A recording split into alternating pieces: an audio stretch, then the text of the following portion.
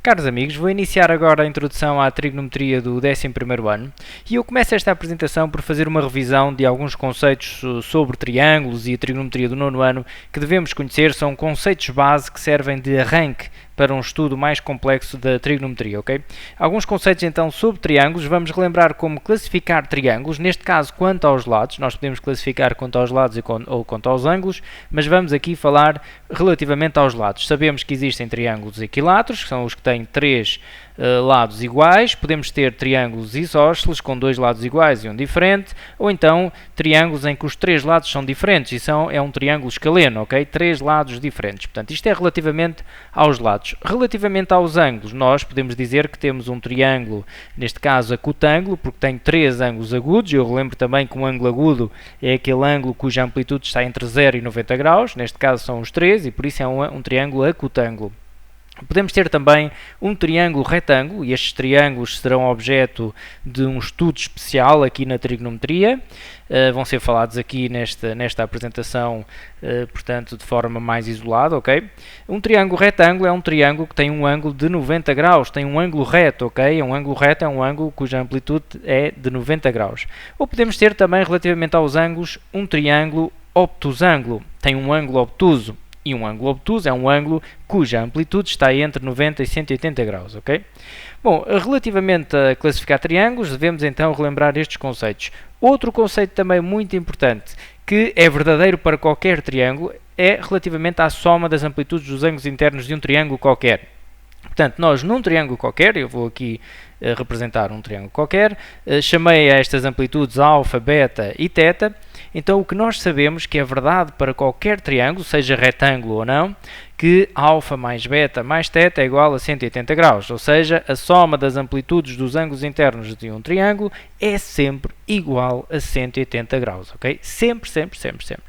Bom, e agora vamos então ao triângulo retângulo. Este triângulo é um triângulo especial. Muitas vezes até vamos ter necessidade de compor outros triângulos ou até mesmo outras figuras, trapézios, retângulos, hexágonos, em triângulos e especialmente em triângulos retângulos, para trabalhar com as razões trigonométricas que vamos já ver aqui, relembrar quais são, ok? Bom, um triângulo retângulo é então um triângulo, como já vimos aqui em cima, que tem um ângulo de 90 graus. Este triângulo é um triângulo cujos lados têm nomes. Reparem, ele é estudado de forma mais específica que os outros, então temos até nomes para os seus lados. Temos a hipotenusa, que é o lado maior deles todos, e é o que está oposto ao ângulo de 90 graus. E aos outros chamamos catetos. Pode ser o cateto maior, o cateto menor, o cateto 1, o cateto 2, depende. Podemos até fazer o seguinte, em trigonometria é muito comum, fixar um dos ângulos agudos, portanto temos o ângulo de 90 graus e depois temos dois ângulos agudos. Fixamos um deles, vou fixar aqui este e dizer que tem amplitude alfa, então posso dizer que este cateto aqui é o cateto oposto a alfa, é o oposto porque este é o lado oposto a ele. E este cateto é o cateto adjacente a alfa, porque é o lado que lhe está adjacente. Portanto, os nomes também ajudam a ver esta relação, não é? Claro que se eu estivesse a falar deste ângulo cá em cima, este ângulo agudo, o cateto oposto já seria este lado cá em baixo, ok? É sempre relativo ao ângulo que nós fixamos aqui e definimos para trabalhar, ok?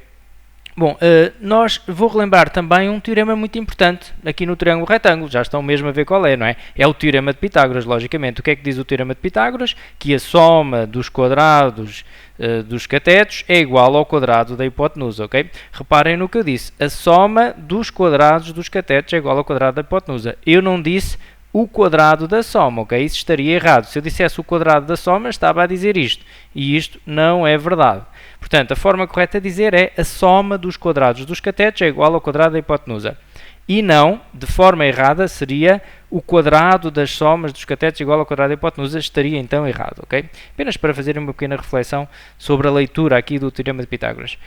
Bom, e agora vou escrever então as razões trigonométricas, que são elas as seguintes. Portanto, num triângulo retângulo e relativamente a um dos ângulos agudos que nós então definimos, sabemos que a razão entre o cateto oposto e a hipotenusa, reparem que eu estou a utilizar as letras que aqui defini para abreviar a escrita, ok?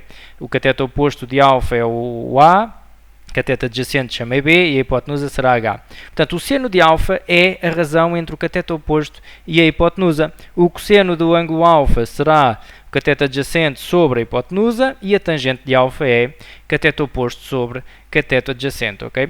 A partir daqui, estas razões trigonométricas serão uma base de trabalho. Iremos trabalhar com elas para deduzir novas fórmulas, para aprofundar um estudo da trigonometria, ok? Portanto, iremos à descoberta de novos conceitos em trigonometria. Bom, eu vou lançar só aqui um desafio de descoberta, precisamente. Por exemplo, imaginem que vos era pedido para determinar a tangente de 45 graus apenas com o que temos aqui neste painel, aqui que vimos agora nesta apresentação, portanto, sem recorrer a calculadoras, sem recorrer a outros conceitos, apenas com estes. Quanto é que será a tangente de 45 graus? Bom, nós neste painel temos aqui triângulos retângulos, temos a soma das amplitudes igual a 180 dos ângulos internos, não é? Temos triângulos diferentes relativamente aos lados e aos ângulos. Vamos então pensar nestes conceitos. Eu posso então pensar aqui num triângulo retângulo, que, portanto, se é retângulo tem de ter um ângulo de 90 graus, e vou pensar que tem um dos outros ângulos de 45, porque é este 45 graus que eu quero trabalhar. Então posso imaginar um triângulo retângulo que tenha depois aqui um dos ângulos agudos que seja de 45 graus. E começo a partir daqui a tirar as minhas conclusões. Bom, reparem uma coisa, se aqui é este ângulo agudo, eu defini como sendo de 45 graus, é possível. Se este é de 90 graus, quanto é que será este alfa? Posso descobrir isto por este conceito, não é? Então eu sei que alfa, este alfa agora é este que eu aqui representei, este alfa mais 45 mais 90 graus tem de ser igual a 180. Ok? Faço as contas, então o alfa será igual a 180, que é este 180 que está neste membro, menos, e agora vou fazer esta adição, 90 mais 45 dá 135, não é? 135. Bom, 180 menos 135 dá 45. Ora, claro, também é 45 graus ali, até poderíamos fazer mentalmente, não é? Reparem que para dar 180 já tenho aqui 90. Os outros dois também têm que dar 90. Se este já é 45, aquele também tem de ser 45. Bom, muito bem, então acabamos de descobrir que estamos num triângulo retângulo que também é isósceles, não é? Que também é isósceles. Atenção que nós estamos à procura, a tentar descobrir quanto é que será a tangente de 45 graus. Bom, para já descobrimos que este triângulo é isósceles. Porquê? Porque tem estes dois ângulos têm a mesma amplitude, 45, 45. Então este lado tem obrigatoriamente de ser igual a este. Ok? Então se este lado é igual a este, vamos chamar aqui A, ok? E aqui também terá de ser A. Terá de ter o mesmo valor. Bom, e a tangente de 45 graus, então, tendo por base agora qualquer um destes ângulos agudos, pode ser um qualquer, eu vou considerar este aqui, poderia ser também o outro, como é que eu posso determinar a tangente? Vou aqui às razões trigonométricas, não é? A tangente de 45 graus, este será o meu alfa, é igual a cateto oposto, que é aquele A, sobre cateto adjacente, que é este A. Bom, mas A a dividir por A dá 1.